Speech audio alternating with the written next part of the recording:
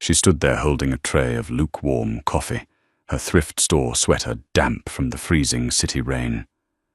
"Can I sit with you?" she whispered. She thought she was just a broke girl asking a stranger for a seat in a crowded diner. She had no idea the quiet man in the booth was an underworld cleaner, and she definitely didn't know that the ruthless syndicate boss who controlled the entire city was her biological father. This is their story. The neon sign outside Mel's diner had been missing the E for 5 years. It buzzed, a low, dying insect sound that leaked through the rain-streaked glass. Hank sat in the back booth, facing the door. He always faced the door. His coffee had gone cold 20 minutes ago, leaving a greasy film on the surface. But he didn't care. He wasn't there for the food.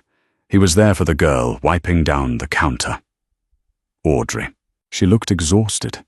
Her blonde hair was tied back in a messy knot, a few stray strands plastered to her neck by sweat and grease. She wore a faded blue uniform that hung a little too loose on her frame.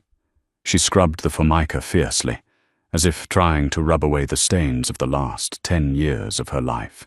Hank took a drag from his cigarette, keeping his hands low, hidden beneath the table. In his right pocket rested a sleek, heavy Smith & Wesson. It was a familiar weight, a grounding anchor in a life built on shifting, bloody sands. He had a file in his car, 10 pages thick, stamped with the seal of Victor Russo. Russo, the man who owned the docks, the local unions, the judges, and the night. A week ago, Russo had slid that file across a heavy mahogany desk, his dark eyes hollowed out by a sudden, violent realization. Her mother hid her, Russo had rasped, the smoke from his cigar thick in the dim room. Sarah ran 20 years ago. I thought they were dead. I thought my enemies took them. But she just ran.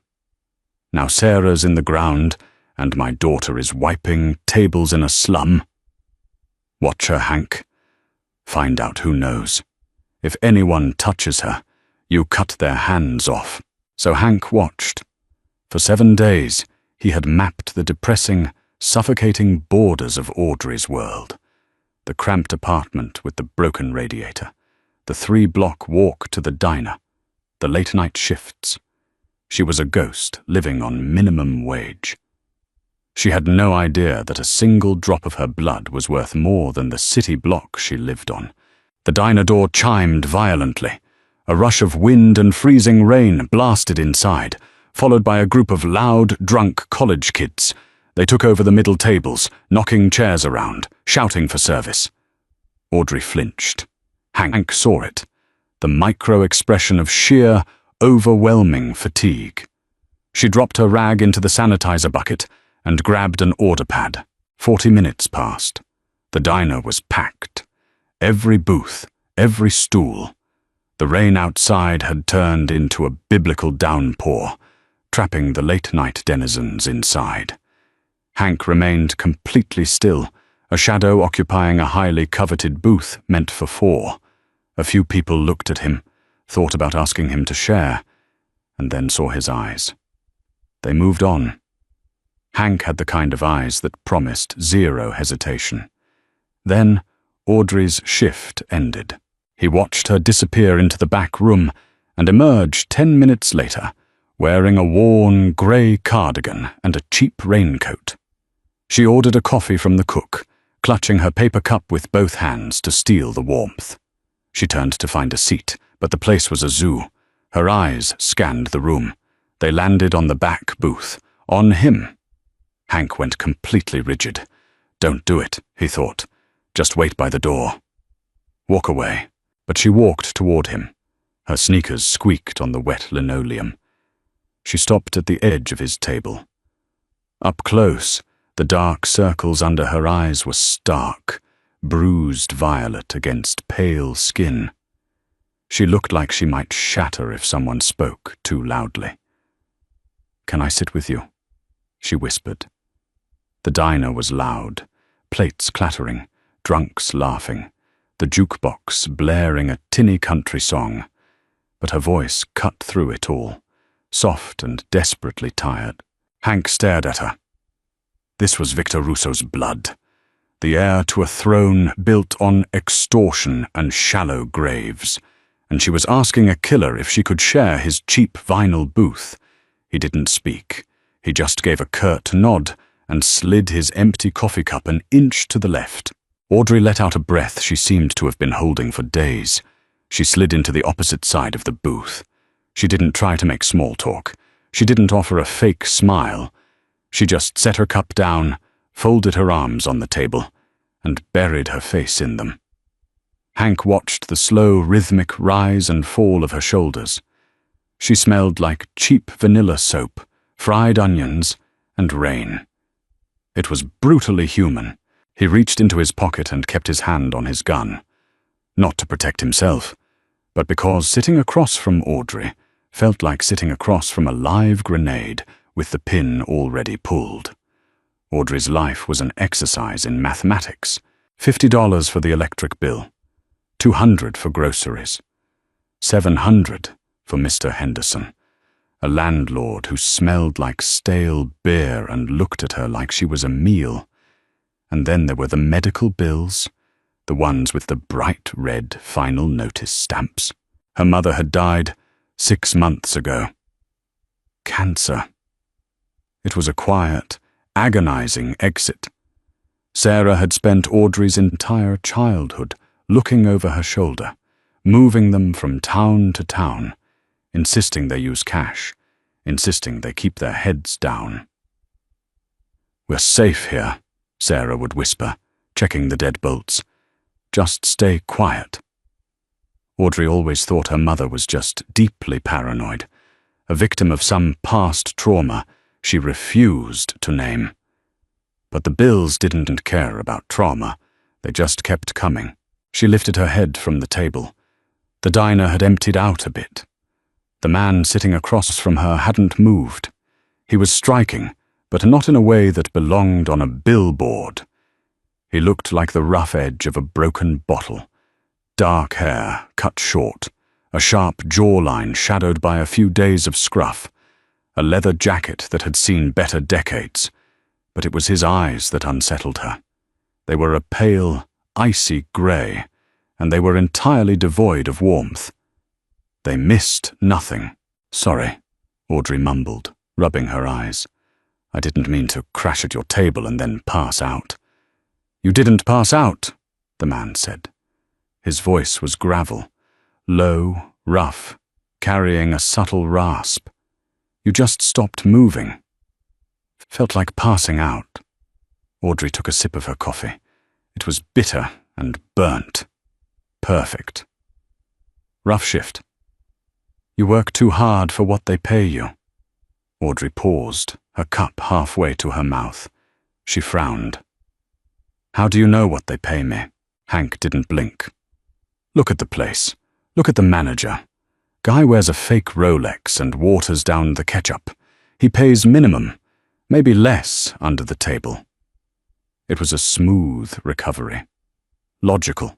Grounded. Audrey relaxed slightly. "Spot on. $8 an hour and all the grease I can breathe. I'm Audrey." She didn't offer her hand. People in this part of the city rarely touched strangers. "Hank. Well, Hank, thanks for not kicking me out. Most guys would have tried to hit on me or tell me to get lost." "I'm not most guys." No, Audrey thought, looking at the faint white scar that traced the line of his throat, disappearing beneath the collar of his black shirt. "You definitely aren't." She finished her coffee and stood up. Her joints popped in protest. "Have a good night, Hank." "You're walking?" he asked. It wasn't a question of concern. It was a statement of fact. 4 blocks. I'll survive. The rain's letting up." She walked out. The bell chimed. Hank gave her a 30-second head start. Then he dropped a 20 on the table and followed. The streets were slick, reflecting the amber glow of the streetlights like oily mirrors. The cold cut right through Hank's jacket, but he ignored it. He kept his distance, sticking to the deeper shadows beneath awnings and fire escapes. He tracked the rhythm of her footsteps. Audrey walked fast. Keys laced between her knuckles. Her mother had taught her that. A small, pathetic defense against a world that wanted to consume her. 2 blocks down, the streetlights flickered and died. A blown transformer, common in this district. The darkness was sudden and absolute. Hank's pulse shifted. A slow, heavy thud. He accelerated his pace. His boots made no sound on the wet pavement. Up ahead, he heard the sharp scrape of a boot scuffing against brick. Not Audrey's. Someone else. "Hey, sweetheart." The voice came from an alleyway to Audrey's left. A figure detached itself from the gloom. A local junkie, strung out, desperate. He blocked the sidewalk. Hank was 50 feet away. He didn't run.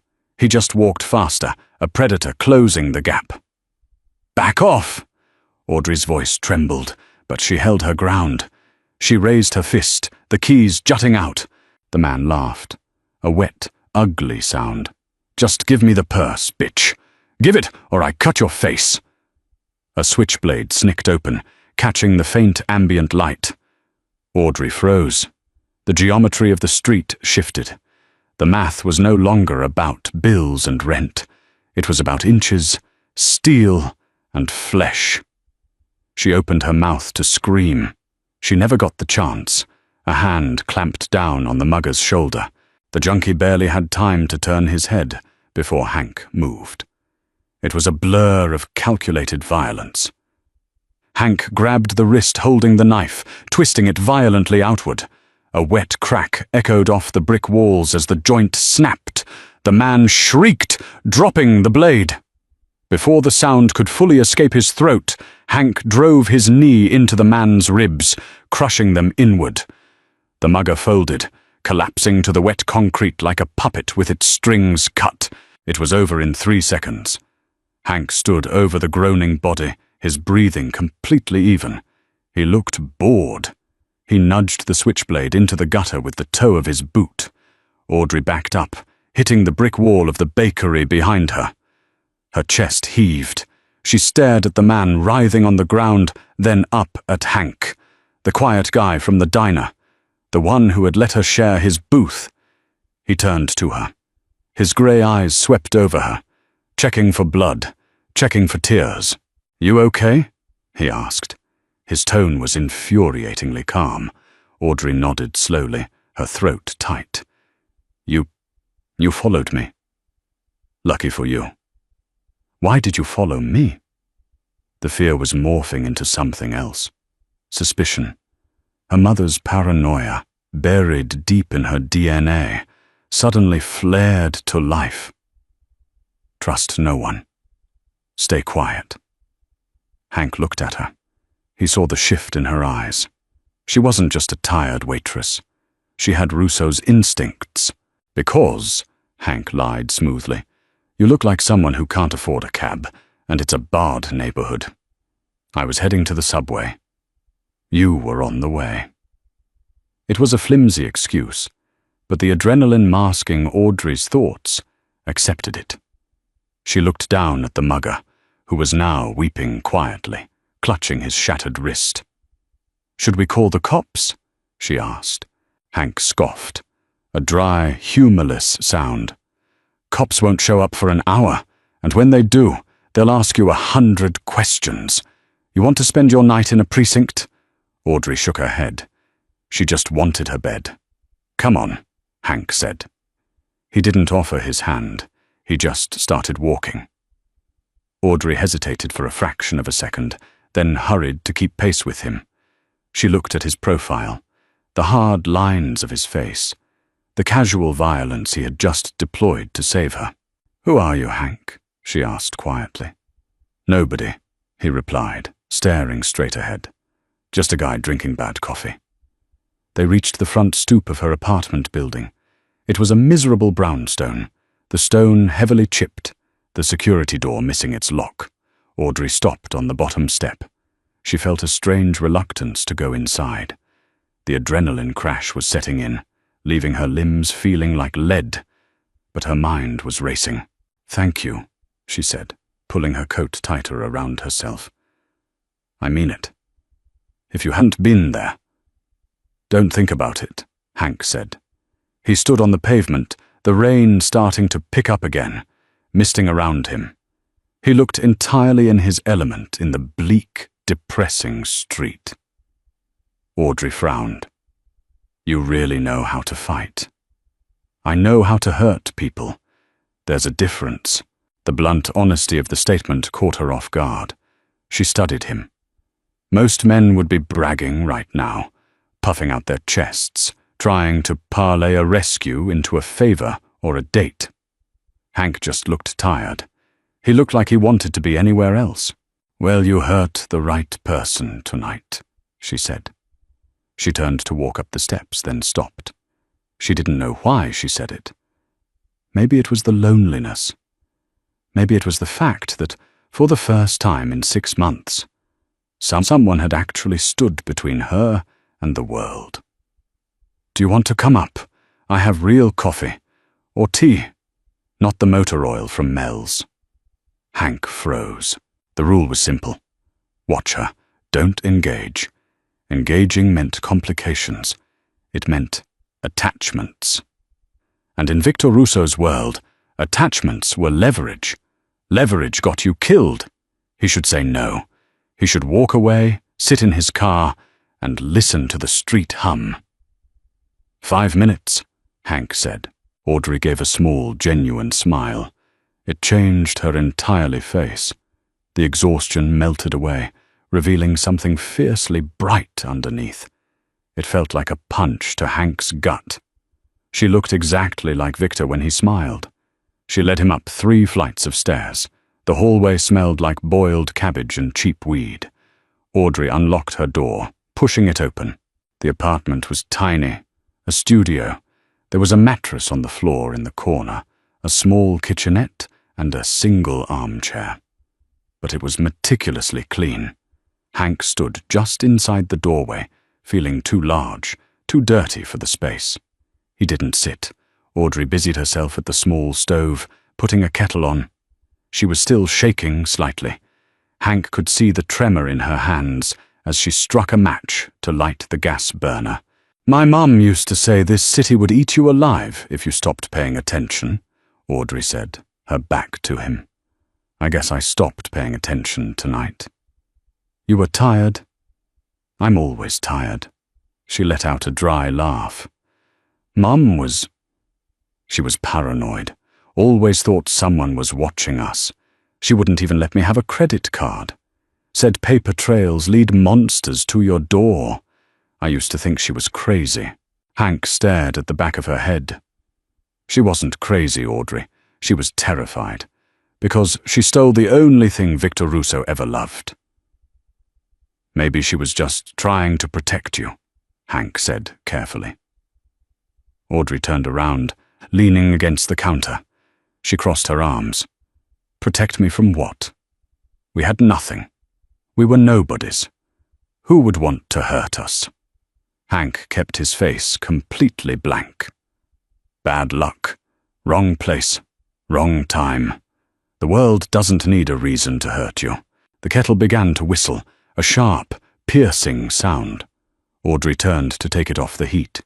As she reached for a mug in the cabinet above, her elbow knocked a small, battered wooden box off the shelf. It hit the floor, popping open. A handful of items spilled across the faded linoleum, a few photographs, a gold locket, and a heavy, silver signet ring. Audrey cursed under her breath, kneeling to gather the things. Hank's blood turned to ice. He knew that ring. Everyone in the underworld knew that ring. It was a heavy silver band with a roaring lion cast in onyx. Victor Russo's personal seal. He gave them only to his inner circle. And his wife. Audrey reached for the ring, picking it up. She turned it over in her palm, frowning. "My mum's stuff," she said, her voice dropping. "She made me promise to never show this to anyone. Said it was cursed." Hank took a step forward, closing the distance between them. "Put it away, Audrey." His voice was sharper than he intended. She looked up at him, surprised by his tone. "What?" "I said put it away. If your mother said to hide it, hide it."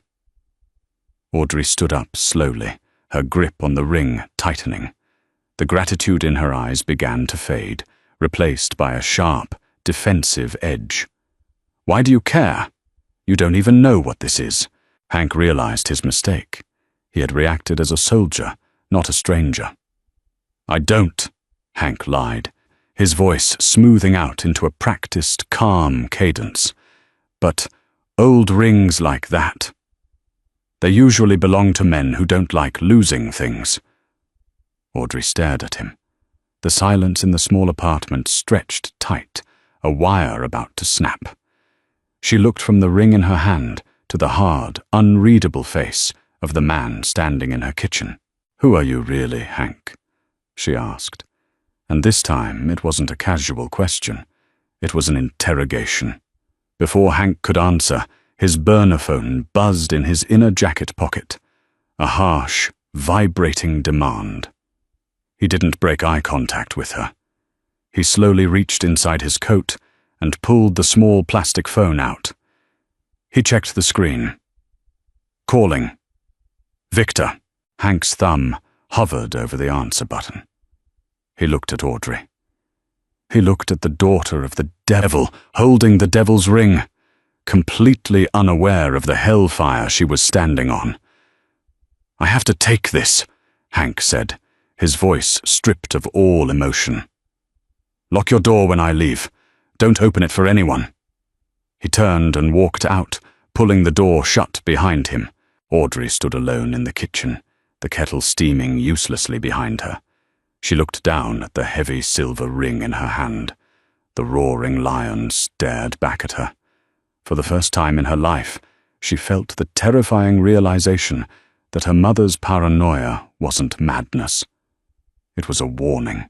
Hank sat in his idling Chevelle, the engine a low, rhythmic vibration against his spine. The rain beat a steady, drumming cadence on the roof. He watched the entrance of Audrey's brownstone through the fogged windshield. He pressed the burner phone to his ear. "Yeah. You sound out of breath." Victor Russo's voice crackled through the cheap speaker. The syndicate boss always spoke quietly, forcing the listener to strain, to lean into his orbit. "Had to deal with a street rat. He got handsy with the package." Hank didn't elaborate. Elaborating sounded like making excuses. "She's unharmed." "Not a scratch." Silence hummed on the line. Hank could hear the faint clink of ice against crystal on Russo's end. "I have a leak, Hank," Russo said, the quietness of his voice dropping into something far more dangerous. "Word on the street is that someone from the Gallo family was asking about a blonde woman from out of state. They found Sarah's obituary. If they found that, they know about the girl. They know I have a weakness walking around in the open." Hank gripped the steering wheel. The leather creaked. "How much time do we have?" "None. Bring her in." "She doesn't know who you are, Victor. You bring her into the estate. You drop this on her." "She is my blood," Russo snapped, the veneer of calm cracking. "I will not let Thomas Gallo put a bullet in my daughter's head to send me a message. Pick her up. If she fights, sedate her. Just get her inside the gates." The line went dead. Hank lowered the phone. He looked up at the third-floor window of Audrey's apartment. A faint yellow light burned behind the drawn shade. He could go up there right now, kick the door in, and drag her out. It would be efficient. It was what he was paid to do. Instead, he killed the engine, chambered a round in his Smith & Wesson, and waited in the dark. Morning broke the city in half, painting the wet pavement in harsh, grey tones. Audrey didn't go to the diner. Hank watched her emerge from the brownstone at 8 a.m., wearing the same grey cardigan, her hands buried deep in her pockets. She walked with purpose. Her head was on a swivel. The fear from last night hadn't paralyzed her. It had sharpened her. Hank kept a block between them, trailing her through the morning rush. She bypassed the subway and walked straight into the Diamond District. She stopped in front of a narrow, barred storefront. H. Klein & Sons, appraisals and estate buys. Hank cursed under his breath. He broke into a jog, dodging a line of delivery trucks. He knew Klein. The old man was a fence who worked both sides of the street, buying stolen goods from Russo's boys and Gallo's crews alike. If Audrey showed him that ring, the entire city would know by noon. Inside the shop, the air smelled of floor wax and stale cigars. Audrey stood at the thick glass counter. Behind it, a stooped man with thick spectacles was examining the silver ring through a jeweler's loop. "Heavy," Klein muttered, his voice a dry rasp. "Good silver.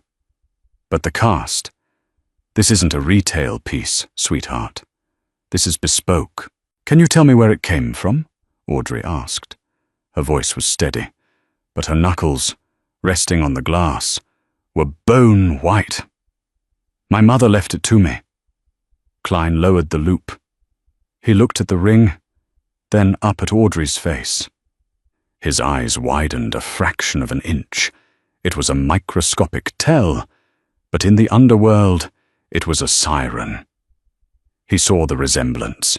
He recognized the lion cast in onyx. "I don't know," Klein lied, pushing the ring back across the counter with 2 fingers, treating it like a live coal. "I can't buy this. It's a vanity piece. Worthless to me. I didn't ask you to buy it. I asked you what it is." And I said I don't know. Now please, I have inventory to sort. The bell above the door chimed. Audrey turned to see Hank stepping into the shop. He moved with a heavy, terrifying grace, bypassing her completely and walking straight to the counter. He didn't look at Klein's face. He looked at Klein's right hand, which was inching toward a red panic button beneath the register. Hank reached over the glass, grabbed the old man by the collar of his dress shirt, and yanked him forward. Klein's forehead slammed against the reinforced glass with a dull, wet thud. "Hank!" Audrey yelled, stepping back.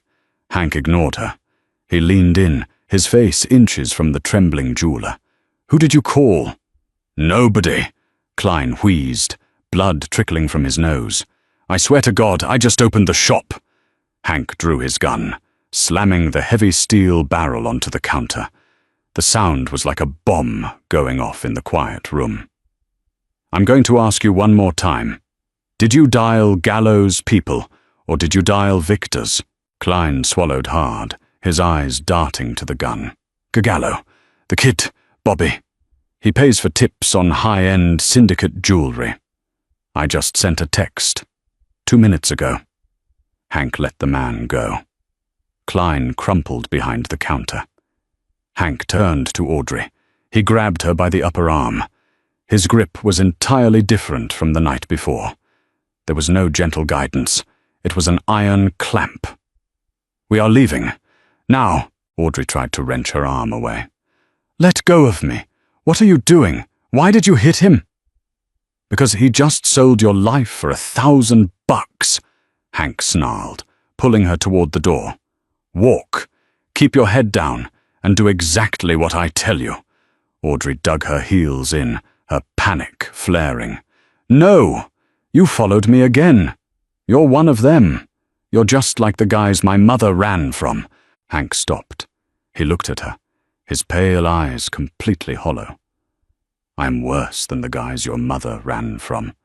But right now, I'm the only thing keeping you breathing. Gallo's hitmen are probably 2 blocks away. You want to stay and ask them about the ring?" Audrey looked at the bloody jeweler on the floor, then at the gun in Hank's hand, and finally at the heavy silver ring clutched in her own palm. The math shifted again. "Where are we going?" she asked, her voice cracking. "Off the grid," Hank said. He pushed the door open, shoving her out into the blinding grey light of the street. They didn't make it to the car. Hank's Chevelle was parked 3 blocks away. But as they crossed the intersection of 4th and Pike, a black SUV ripped around the corner, jumping the curb. Pedestrians scattered, screaming as the heavy vehicle slammed into a newspaper stand, sending shrapnel of metal and paper into the air. "Move!" Hank shoved Audrey violently into the narrow alley between a deli and a defunct theatre. The SUV doors slammed open. 3 men stepped out. They didn't look like movie gangsters. They wore plain tracksuits and heavy work boots. They moved with a terrifying, silent efficiency. 2 of them pulled suppressed compact submachine guns from beneath their coats. The third carried a shotgun. "Keep running. Don't look back," Hank ordered Audrey, pushing her deeper into the alley. "I can't—" "Run!" Audrey sprinted over rotting cardboard boxes and overflowing trash cans. Her lungs burned. She heard the sharp, suppressed pft-pft-pft of automatic gunfire behind her. Brick dust exploded from the wall, right where her head had been a second before. Hank didn't run. He turned, dropping to one knee behind a heavy commercial dumpster. He didn't waste movement. He didn't fire wildly. He aimed. He squeezed the trigger twice. The man with the shotgun took both rounds in the chest, folding backward over the hood of a parked sedan. The other 2 returned fire, chewing up the metal of the dumpster. Sparks rained down on Hank's shoulders. He tasted ozone and copper. He checked his magazine. 4 rounds left. He was outgunned, and he was trapped in a fatal funnel. Audrey reached the end of the alley.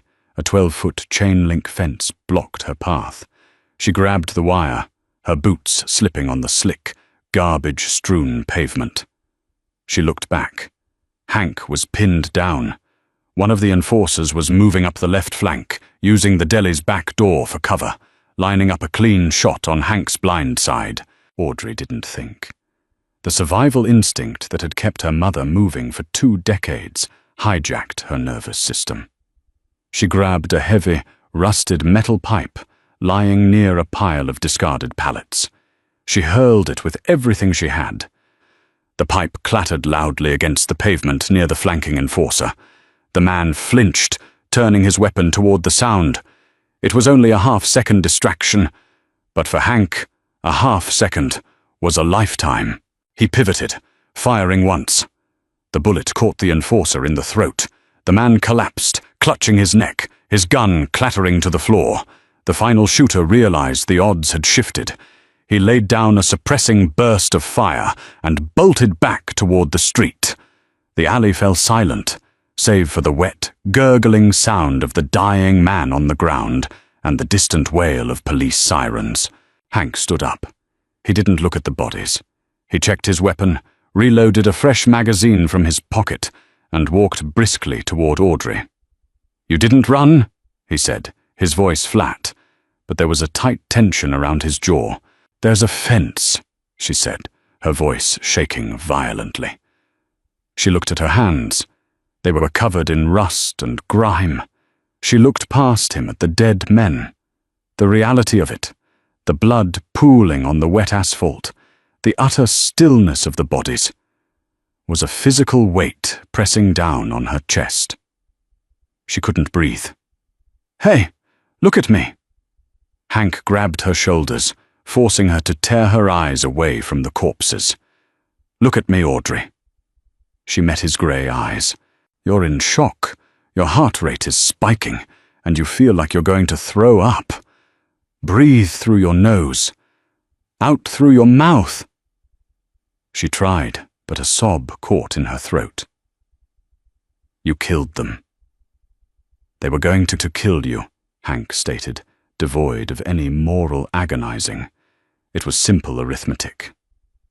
"We have 2 minutes before the cops lock down this grid. Up the fence. Now." He linked his hands together, forming a step. Audrey stepped into his palms, and he hoisted her up. She scrambled over the top, dropping into the neighboring lot. Hank followed a second later, clearing the razor wire with practiced ease. They ran through a maze of back streets, avoiding main roads and cameras. The sirens grew louder, converging on the Diamond District. Hank led her to a massive, multi-level parking garage. He bypassed the elevators and took her up the concrete stairwell to the 4th floor. He walked over to a dusty, unremarkable grey Honda Civic parked in the darkest corner. He pulled a set of keys from his pocket, unlocked it, and pushed her into the passenger seat. "Put your head between your knees," he instructed, starting the engine. "Don't sit up until I tell you." Audrey did as she was told. She squeezed her eyes shut, listening to the hum of the tires against the concrete, the squeal of the brakes as they navigated the tight spiral exit. Her mind was a fractured mess. Gallo, syndicate, hitmen. Her mother's voice echoed in her head. "Stay quiet, we're safe here." "Who was that?" Audrey whispered to the floorboard as the car merged into the heavy city traffic. "Why are they trying to kill me?" "Because of the ring," Hank said, his eyes glued to the rearview mirror. "It's just silver."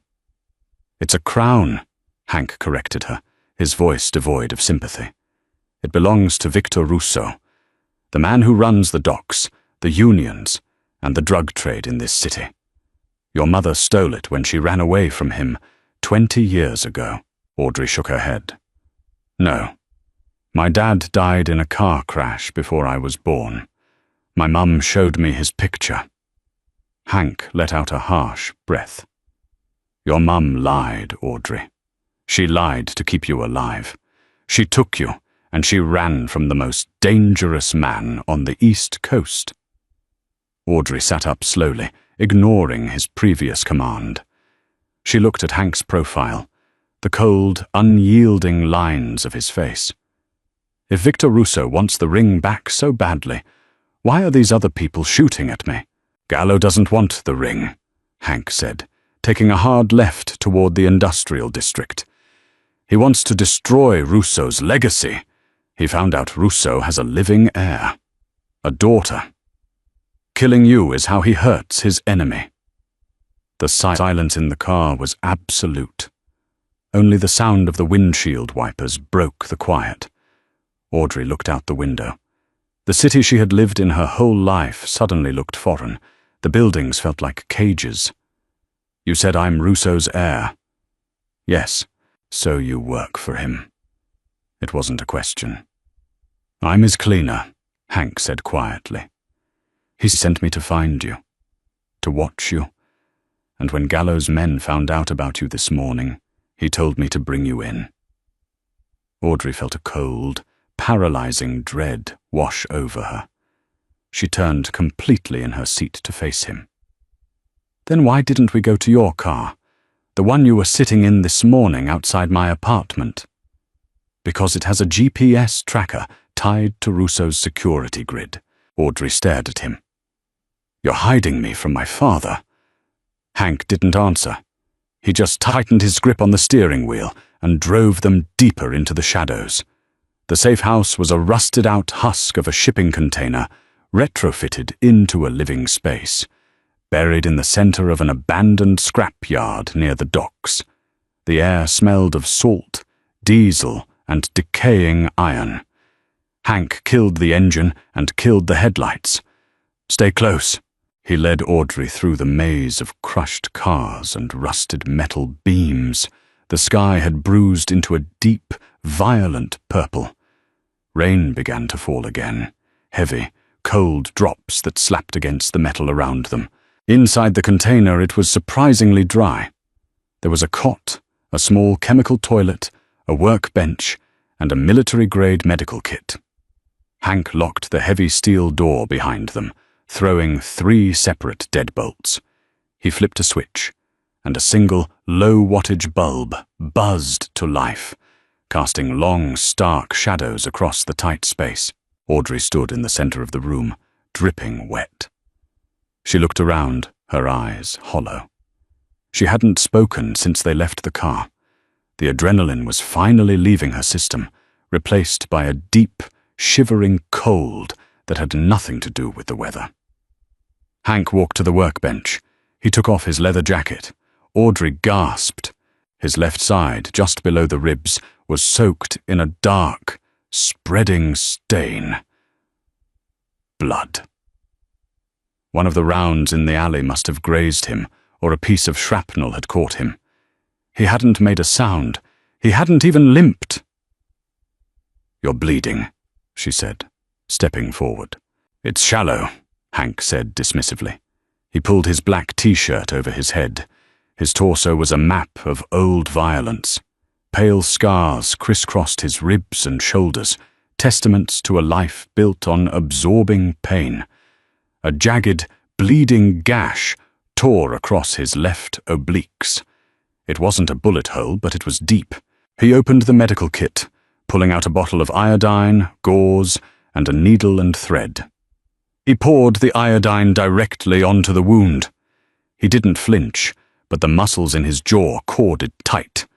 Audrey watched him struggle to twist his torso to reach the wound with the needle. His hands, usually so steady, were shaking slightly from the blood loss and adrenaline drop. "Give it to me," Audrey said, stepping up to him. Hank looked at her. "I've got it. You can't reach it, and you're shaking. Give it to me." She held out her hand. Her voice was firm.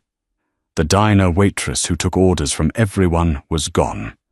Hank hesitated, then handed her the curved suture needle.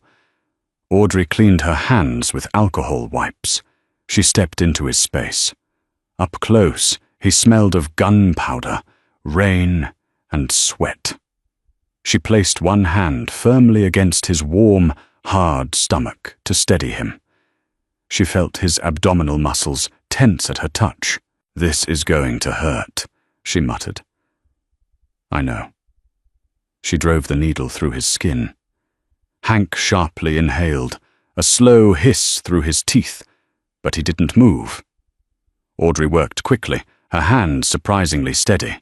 She had stitched up her mother's split lips and bruised knuckles enough times when the abusive landlords or bad boyfriends had gotten violent over the years. This was just flesh and thread. "Why didn't you take me to him?" Audrey asked softly as she pulled the third stitch tight. Hank stared straight ahead at the rusted wall of the container. "Because Victor Russo doesn't want a daughter. He wants a pawn. You said he wanted to protect me from Gallo. He does. Because if Gallo kills you, it proves Russo is vulnerable. But once you're inside his compound, you stop being a person. You become an asset. He'll marry you off to a lieutenant to secure loyalty, or he'll use you as bait to draw Gallo out. You won't have a life.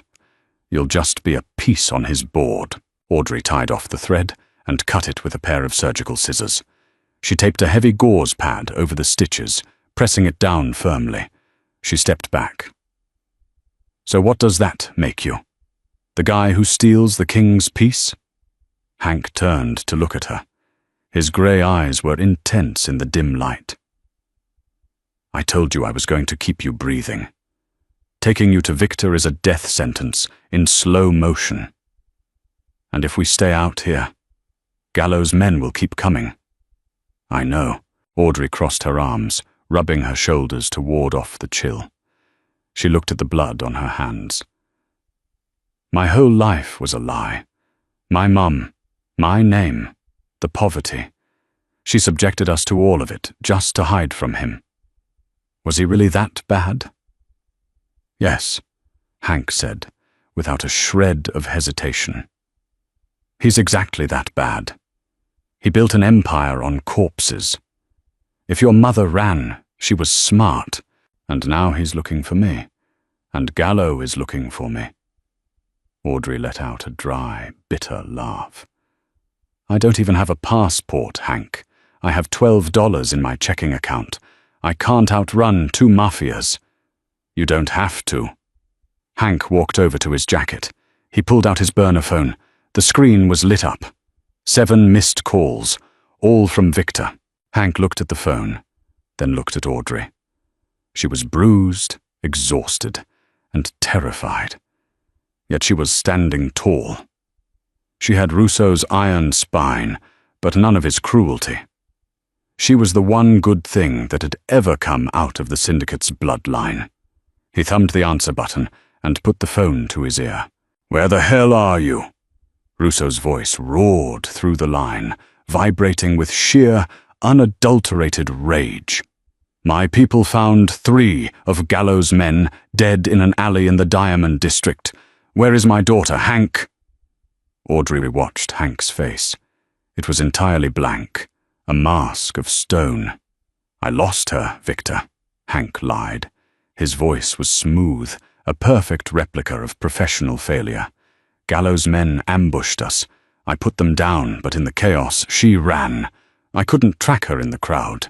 Silence hung heavy on the line. Then, the sound of glass shattering against a wall. "You lost her." Rousseau's voice was a whisper now, far more terrifying than the shouting. "You have 24 hours to find her, Hank. If Gallo gets to her first, or if she disappears again, you don't bother coming back." "Understood."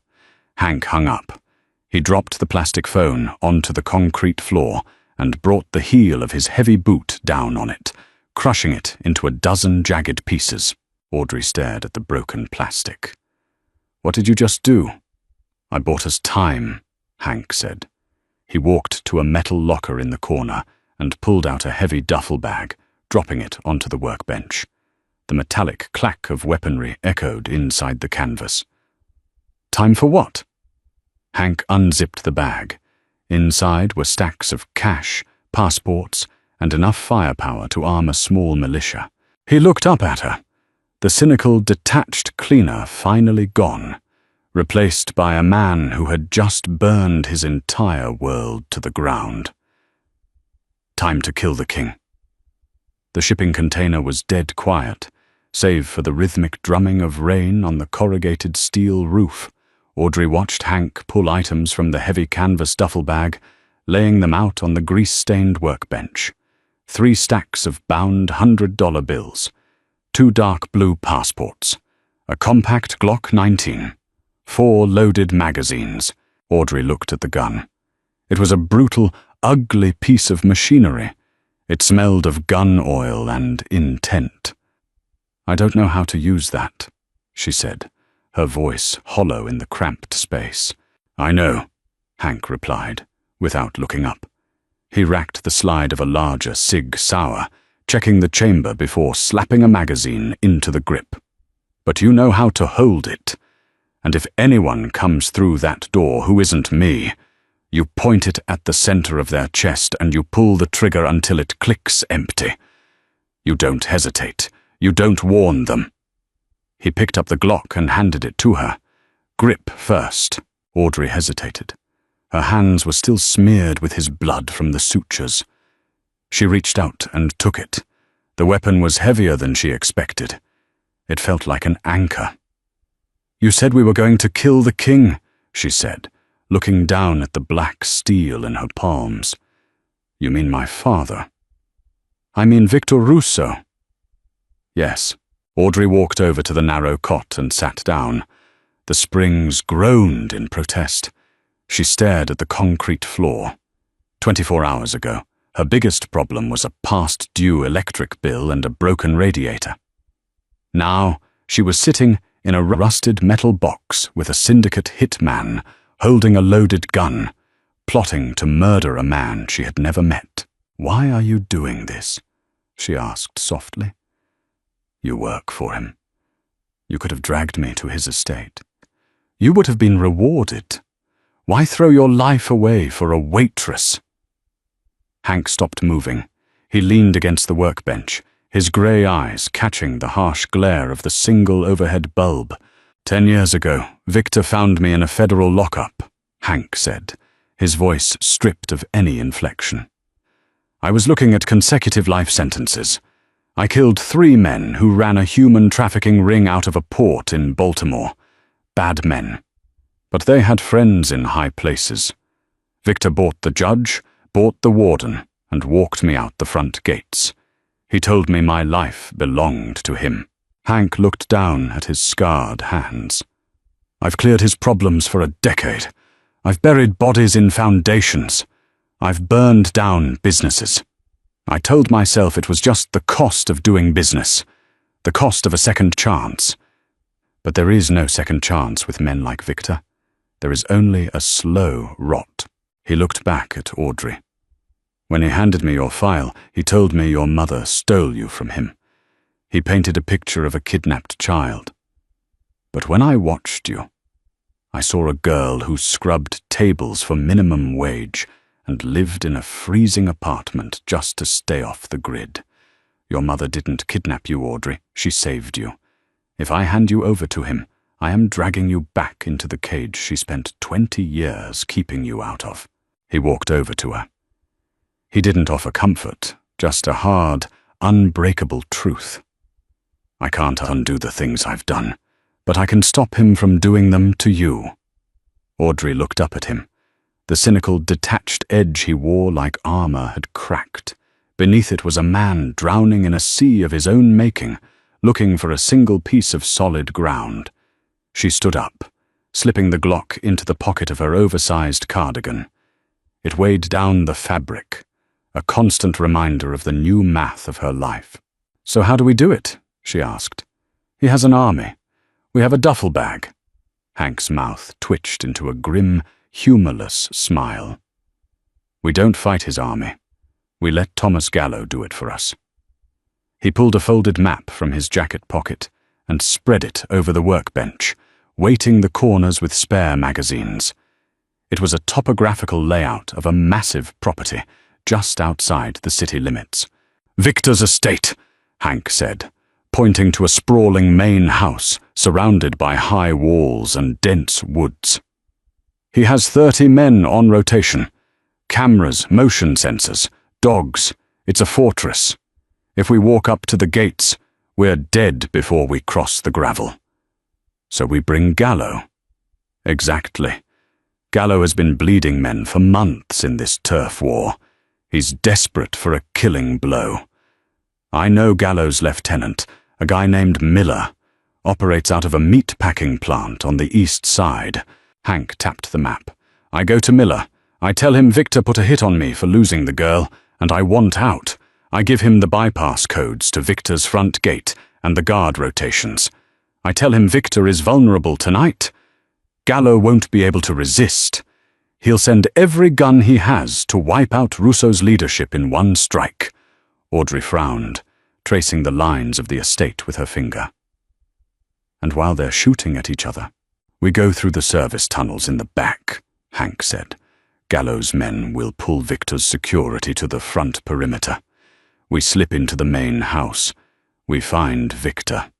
We end it. And we walk away in the chaos." It was insane. It was a suicide mission built on smoke and mirrors. Audrey looked at Hank. "And if Gallo's men find us? Then I put you behind me, and I kill everything in front of me." The East Side Meat Officer was a monolithic brick building that smelled of bleach, raw copper, and freezing decay. Hank parked the stolen Civic 2 blocks away, leaving Audrey locked inside with strict instructions to keep her head down and the doors locked. He walked to the side entrance of the plant, his hands resting loosely in his jacket pockets. The rain had turned to a fine, freezing mist, slicking the pavement in a layer of black ice. 2 men in heavy Carhartt jackets flanked the steel loading door. They spotted Hank immediately. Hands moved toward waistbands. "Hold it right there!" the taller one barked, stepping forward. Hank didn't stop until he was 5 feet away. "Tell Miller that Hank is here. Tell him I come bearing gifts, and I'm unarmed." He slowly raised his hands, keeping his movements telegraphed. The men patted him down roughly, finding nothing. He had left his weapons in the car.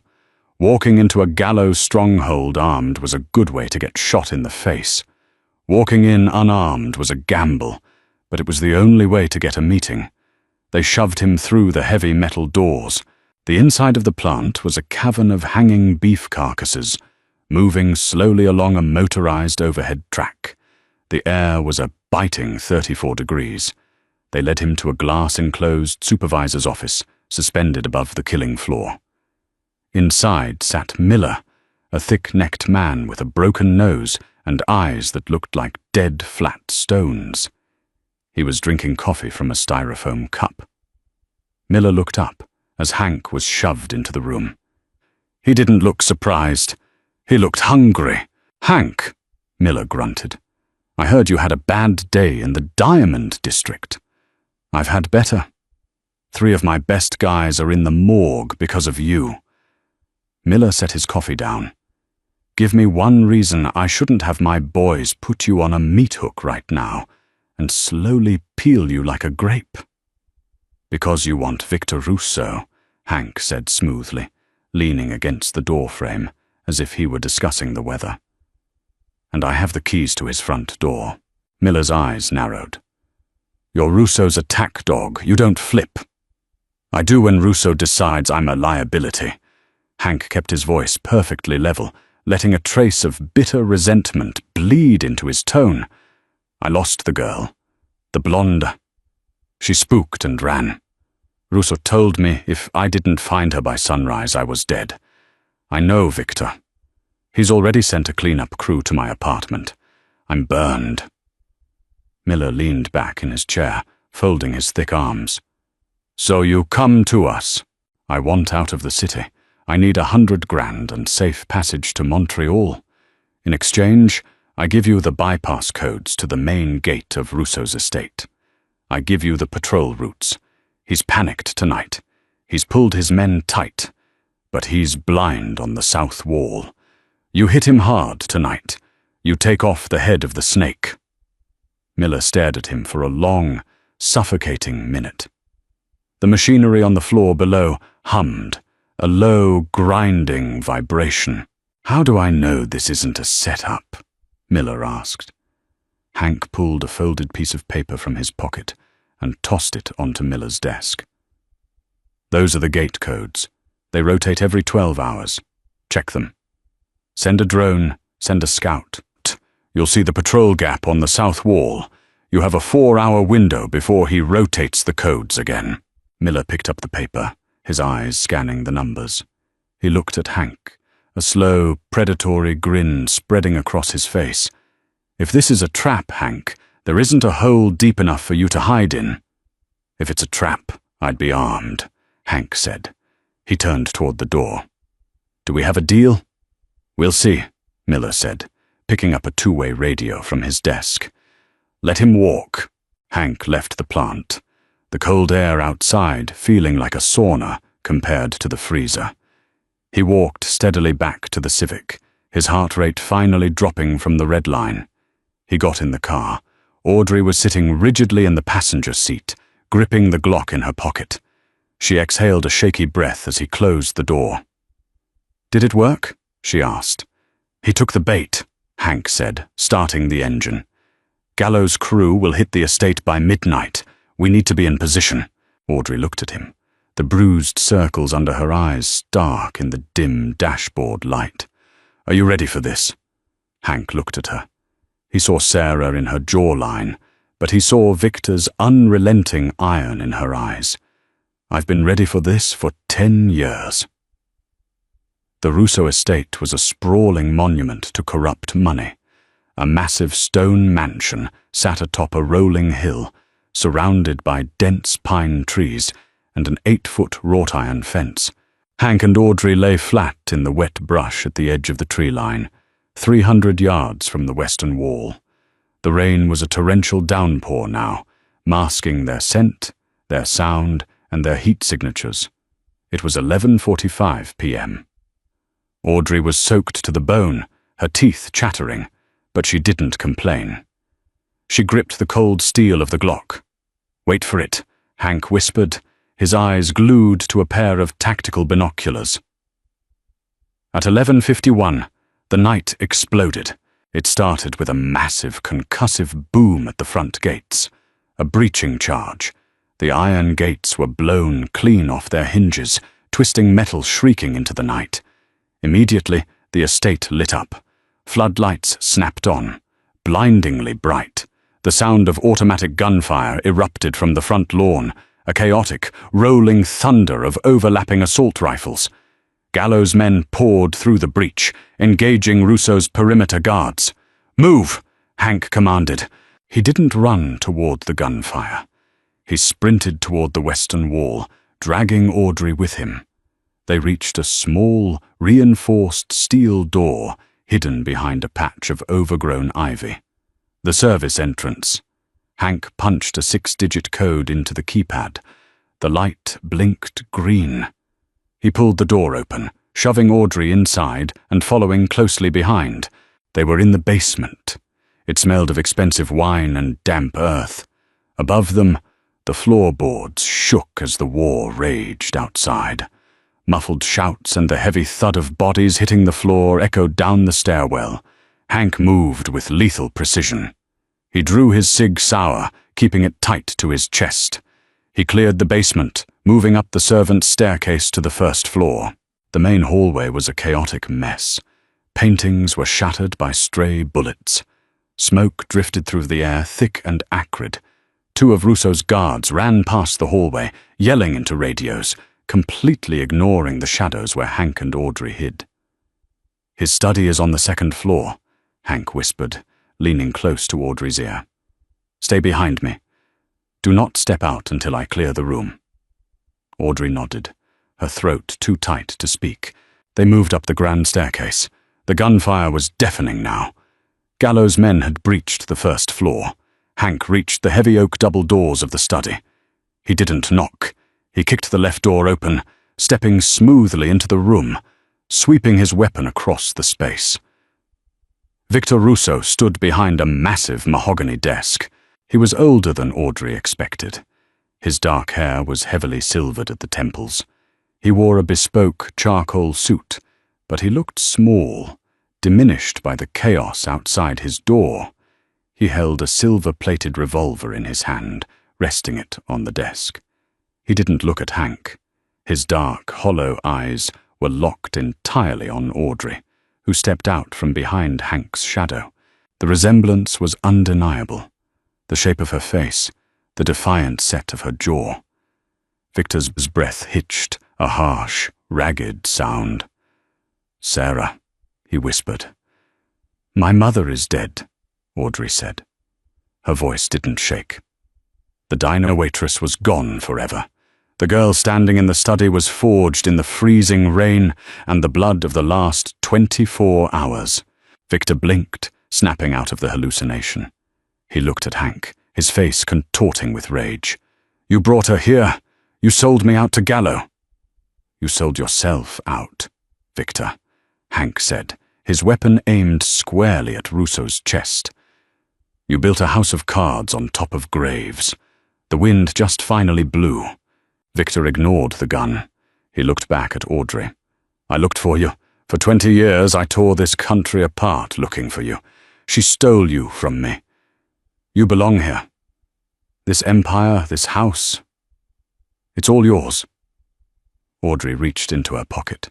She pulled out the heavy silver ring, the onyx lion gleaming in the dim light of the study. She walked forward, ignoring Hank's sharp hiss of warning. She stopped 10 feet from the desk. "I grew up in roach-infested apartments," Audrey said, her voice dropping to a low, lethal calm. "I watched my mother scrub toilets to pay for heat. I held her hand while cancer ate her alive, terrified that if we went to a real hospital, you would find us. You didn't give me an empire. You gave me a lifetime of fear." She threw the ring. It hit the mahogany desk with a sharp, heavy clack, skidding to a halt right in front of Victor's gun. "Keep your blood," Audrey said. "I don't want it." Victor looked down at the ring. His face fractured. The cold, calculating syndicate boss vanished, replaced by a desperate, violent man who realized he had absolutely nothing left. He lunged for the revolver on the desk. Hank didn't blink. He squeezed the trigger twice. The loud cracks echoed in the large room. Both rounds took Victor center mass. The force of the impact threw the older man backward against the floor-to-ceiling bookshelves. He slid down the spines of leather-bound books, leaving a thick smear of dark blood on the glass casing. Victor collapsed onto the Persian rug. He gasped once, a wet, rattling sound, and then his eyes glazed over, staring blankly at the ceiling. Silence fell over the study, heavy and absolute, broken only by the muffled sounds of sirens in the distance. Gallows' men had retreated, or the police had finally arrived. It didn't matter. The king was dead. Hank lowered his weapon.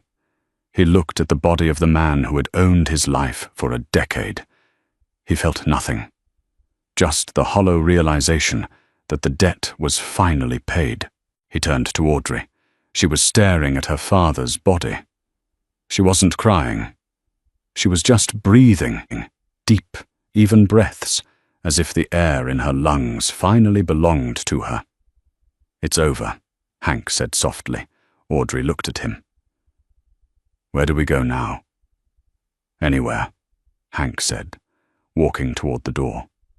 He stopped and looked back at her, the ghost of a real smile touching the corners of his mouth. "Somewhere warm." Audrey stepped over the silver ring on the floor, leaving it in the blood where it belonged. She walked out of the study, falling in step beside the quiet man from the diner. They disappeared into the shadows of the hallway, leaving the ruins of the empire behind them. A stolen life, a broken empire, and a legacy left entirely in the ashes. Audrey finally faced the devil she spent her whole life running from, and Hank found his redemption in the girl he was meant to cage. Sometimes the only way to escape the darkness is to burn the whole house down and walk away in the light of the fire. If this gritty, heart-pounding Mafia Romance kept you on the edge of your seat, smash that like button and share it with your friends. Don't forget to subscribe and hit the notification bell so you never miss our deep, emotional storytelling. What did you think of Audrey's final choice? Leave a comment below. Would you have taken the empire or walked away like she did?